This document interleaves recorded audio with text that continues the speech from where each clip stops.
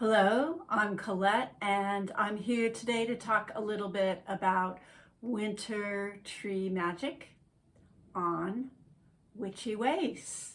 Thank you for joining me. I really like tree magic, and winter is a great time to do it because everything is really quiet in the earth and the trees really stand out. If they're deciduous, the moss is glowing with this electric light, and they're so full of vital force. It's just a really great time to work with them magically and do witchcraft. One of the things I really like is that tree magic can be very easy, very simple, very accessible, and it also can be a prelude to something more intricate or a deeper, more elaborate ritual. They incorporate into things really well. They're really big presences. They're easy to connect to, which is always great, especially when you're first starting witchcraft, to have something that responds in a really big way, that really pulls up that energetic force field of the earth and magnifies it so that you can feel it. And a lot of times when people first check in with trees and feel that energy, they're like, oh, that's what the vital force feels like. That's part of what magic is. We also, as humans, already have a symbiotic relationship with trees, so it's easy, again, to establish communication. Trees like to communicate with other beings, and it's very physical. And I'm a witch who really likes to have people embody their magic and feel it in their body and be in their bodies. And so what that looks like is that connection is us breathing in the oxygen that trees produce. And then we breathe out carbon dioxide, and the trees take that and use that. And it's a very cyclical relationship. And so just even consciously breathing with trees can be a magical act. I also really like the fact that trees are multi-connected to lots of different places wherever I might want to work with magically. So for example, if I'm working in the dark with the underworld or doing some shadow work or some releasing work, I can travel down through the roots of the tree into the underworld. And also if I am working in the overworld or doing some magic around needing perspective or clarity, or maybe I'm doing some celestial star work, I can travel up the tree and through the branches of the tree access that realm. The other thing, and the final thing that I really like about tree magic is, like many types of plant magic, it is more unbroken than other pieces of our tradition. And this is because it was practical and it was useful to people. And those simple, useful things were what has been passed down, what has been kept. The things like household blessing prayers and charms for protection and working with plants for healing. Because a lot of the things that were more ceremonial or more ritualistic or more complex were maybe only taught to a few individuals or were part of selective trainings and weren't passed down in families or through word of mouth. Sometimes they may have been under oaths of secrecy. We actually don't know because a lot of these things were oral traditions and we only know about them through the Christian gaze, which is not always accurate.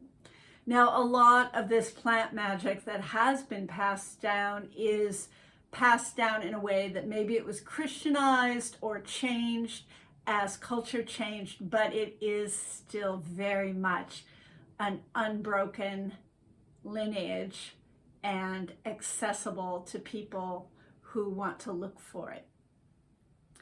Let's talk a little about evergreens. They're a great place to start, and evergreens represent the promise of life returning out of the death of winter, because when you go into the forest and the whole ground looks dead and the grasses are dead and all the plants have died back, the trees are still very much alive. And so to people that were my ancestors, and to me today as well, they really seem like those beacons of hope in the dark bottom wheel of the year, where it's a promise of the sun's returning.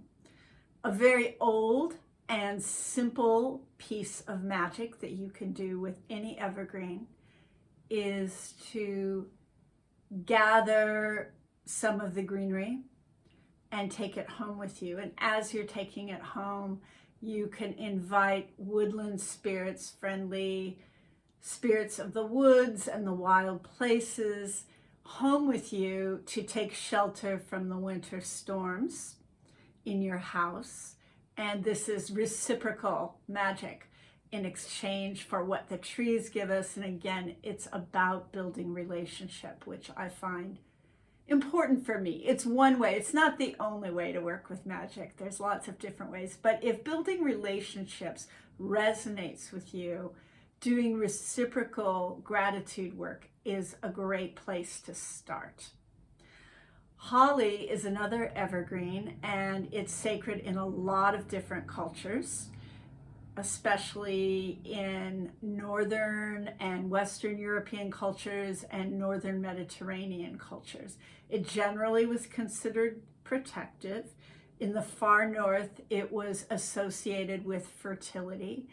In the Mediterranean, in Rome, during the holiday of Saturnalia, it was sprigs of it were packed into packages and gifts given door to door during Saturnalia as a blessing and a well-wishing.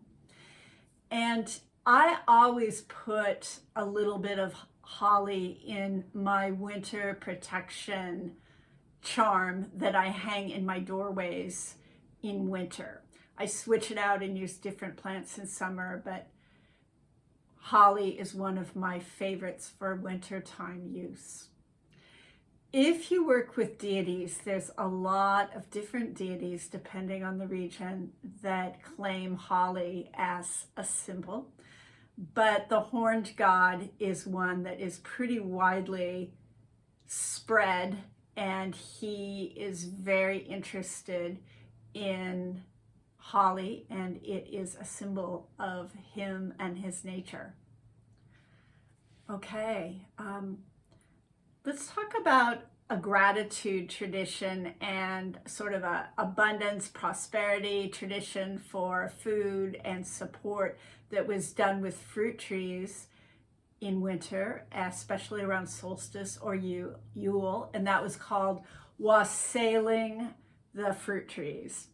And this was when people would take cider, or they would take small dried breads with lots of dried fruit in them, and take them and offer them to the trees and sing to the trees and offer gratitude and support and wishes for a fruitful harvest the following year.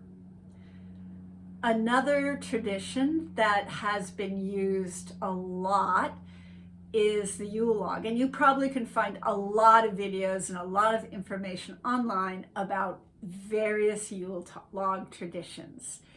And Yule Logs are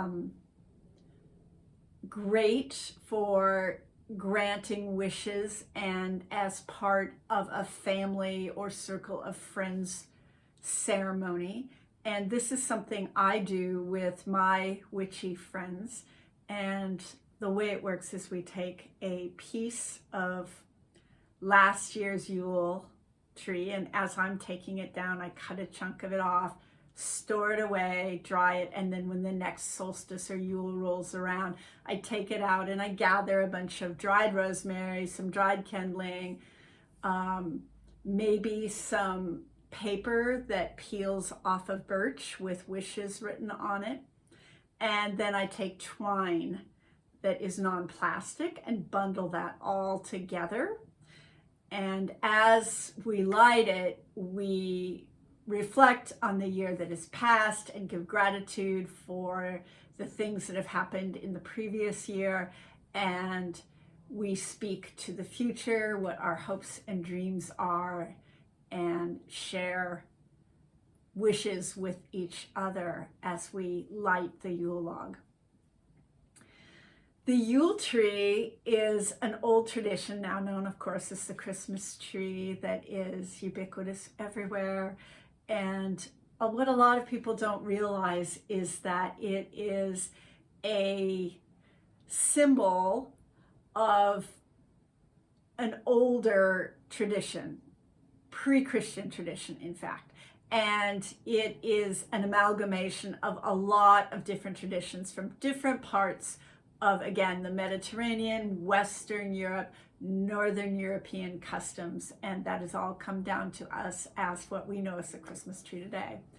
And my take on that is to honor the Christmas tree as a symbol of the green man, who is also related to the horned god, who is the wild man of the woods.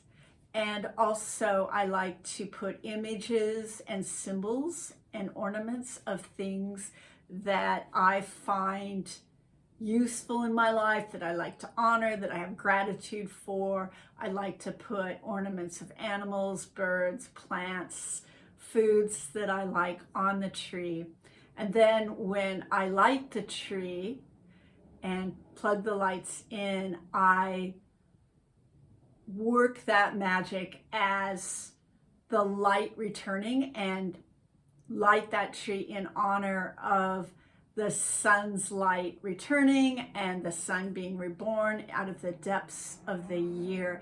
And I imagine that light supporting and protecting all the things that I am grateful for in my life.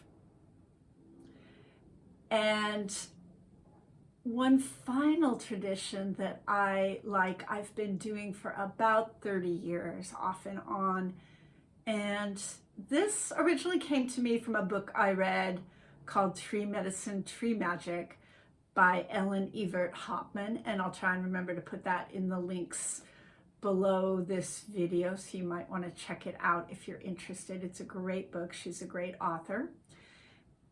And the idea of the tree is it's all about honoring the tree of life in the form of an ash tree.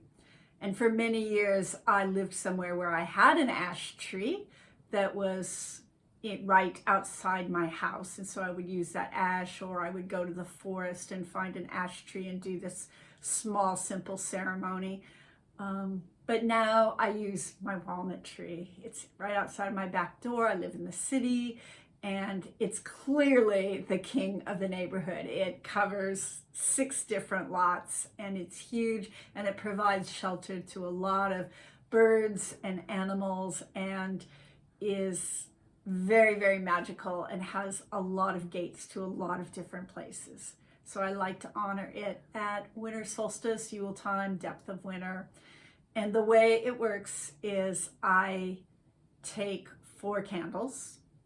I like to use beeswax candles. I also like to use birthday candles or tea lights because they burn very quickly and you don't have to worry about putting them out or taking them away or keeping an eye on them while they burn. They just burn very quickly, so they're perfect for a short ritual. I've been using them for years. And I light them, I set them up in a circle, either around the tree or in a circle under the tree. And there's 4 of them. One is for summer solstice, one is for winter solstice, one is for spring equinox, and one is for autumn equinox. And as I light them, I offer gratitude, and then I cast a circle with cider all around the tree and the roots of the tree, splashing some on the bark in gratitude for the tree. Cider is a fermented drink, which is a whole other piece of magic in and of itself, crafting magical ciders. And I like to stand in my circle and just make a wish for all the trees of earth to survive and thrive. And then I end my ritual as the candles burn out and I go inside. So that's it. It's a very simple ritual that you can do to bless any dominant king tree in your neighborhood. And so that's it for today. Thanks for watching, and check the links out below, and be well. Thank you.